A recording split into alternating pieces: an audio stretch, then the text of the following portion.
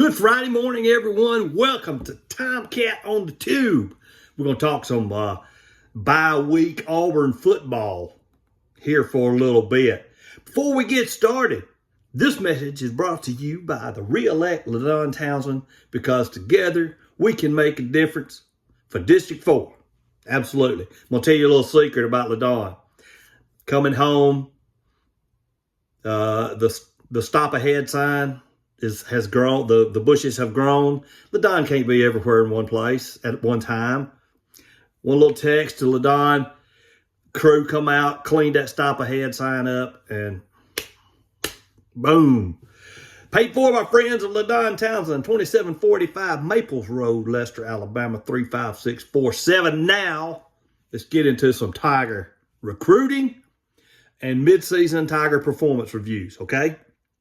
All right, ladies and gentlemen, the sky's not falling. Auburn's lost a few games this season. We don't know if we're going to make a bowl. Have no clue.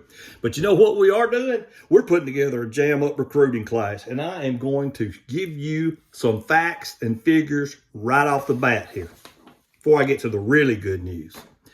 We're going to go back to 19. What the heck am I, 59? We're going to go back to 2020. All right. These are the top 100 recruits in the nation. How many did Auburn get from 2020 on to now? Okay. In 2020, Auburn got 2 top 100 commits. 2. Lord. And the only one left on the roster is Zeke Walker, Zykevious Walker. He made a tackle against Oklahoma, a couple of tackles. Got really good recognition from the public address announcer. 2021, we got 2. Top 1, Auburn University gets 2. And both of those are gone. They're no longer here. No longer here. They're gone. All right. So bring on 2022. 0. A big fat pumpkin. Goose egg. 0. You're looking at 3 years of recruiting with 4 top 100 recruits. 1 of them are still on the roster. That is pathetic. The old saying about rolling over in your grave. Coach Dobby rolling over his grave. He knew that. 2023. All right. We had 1. All right. But I'm going to give Coach Freeze a pass on this one, because he was hired 1 month before that.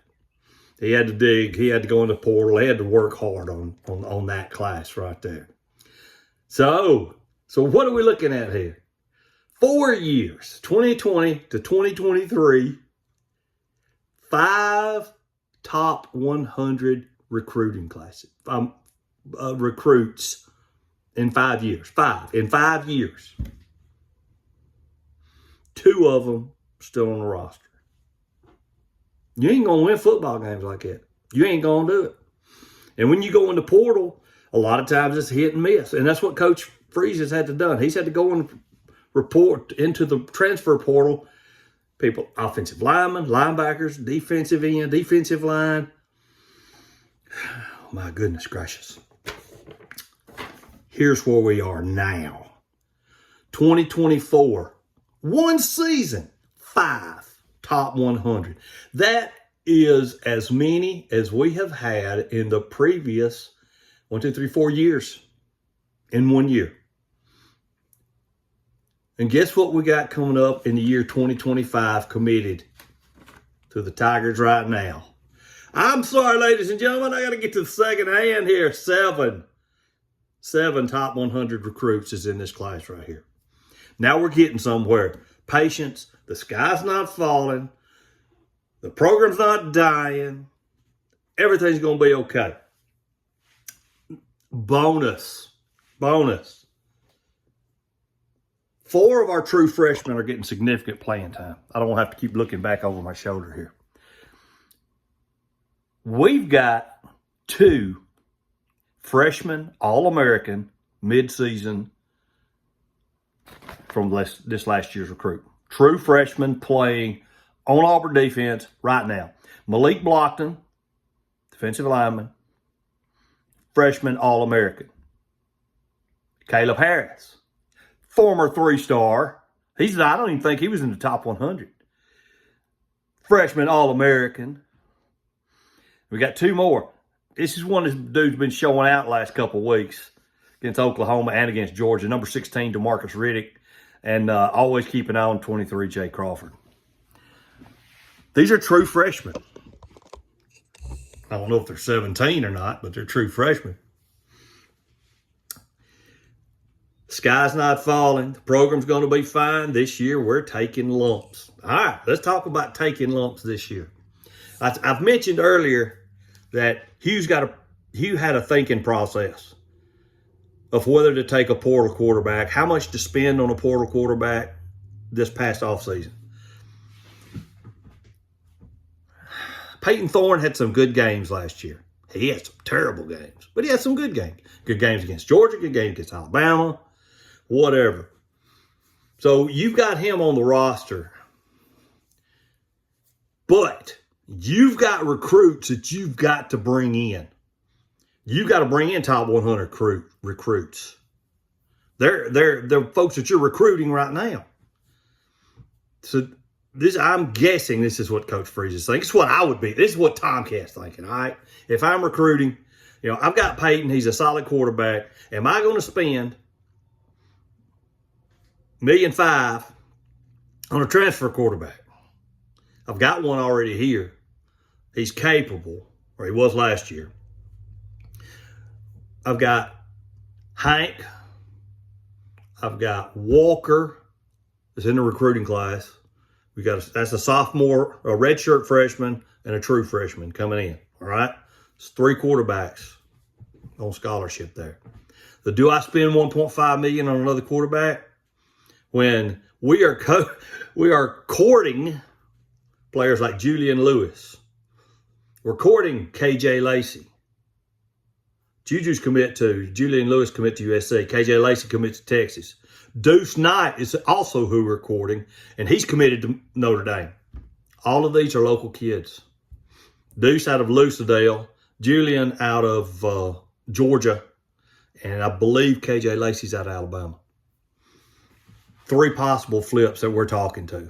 Coach Freeze is talking to.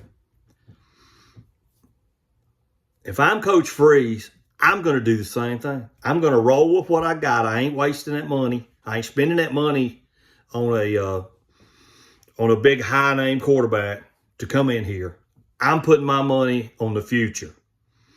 Transfer portals like JUCO. You can't build a program around JUCO. Jackie Sherrill used to do that at Mississippi State. He'd have some good wins, but you couldn't build a program around it. So, guess what paid off? Hugh's decision, Coach Freeze's decision to stick with high school recruits. We got top 6 player in the country, top 7 player in the country. Deuce Knight committed, flipped from Notre Dame. Last night, wide receiver Sam Lewis, I believe that's his name. Oh, don't make me mess up my name.